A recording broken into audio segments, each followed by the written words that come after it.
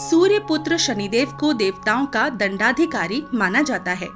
मान्यता है कि भगवान शिव ने शनिदेव की तपस्या से प्रसन्न होकर शनिदेव को यह पद प्रदान किया था।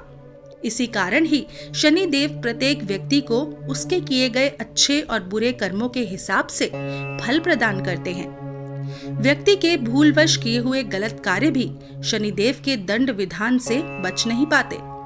शनिदेव के इसी गुण के कारण मनुष्य क्या, देवता भी उनसे डरते हैं। पर क्या आपको मालूम है कि शनिदेव को भी अपनी गलती के लिए श्राप का भागी होना पड़ा था? पौराणिक ग्रंथ ब्रह्म पुराण की इस कथा के अनुसार शनिदेव बाल्यकाल से ही भगवान श्री कृष्ण के भक्त थे। वे सदैव भगवान श्री कृष्ण की भक्ति में लीन रहते थे। युवावस्था में उनके पिता ने उनका विवाह चित्ररथ की कन्या से करवा दिया। उनकी पत्नी सती, साध्वी एवं परम तेजस्विनी थी।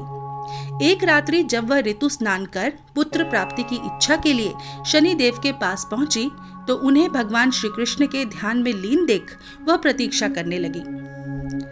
उनकी पत्नी बहुत देर तक प्रतीक्षा करती रही, लेकिन शनिदेव का ध्यान भंग नहीं हुआ।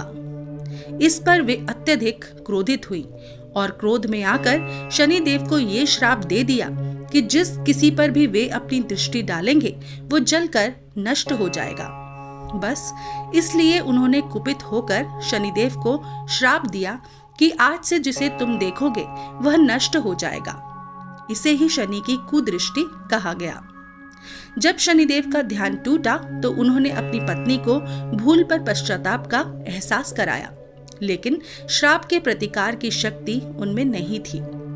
इसी घटना के बाद से शनिदेव अपना सर नीचा करके रहने लगे, क्योंकि वे नहीं चाहते थे कि किसी का भी अनिष्ट हो।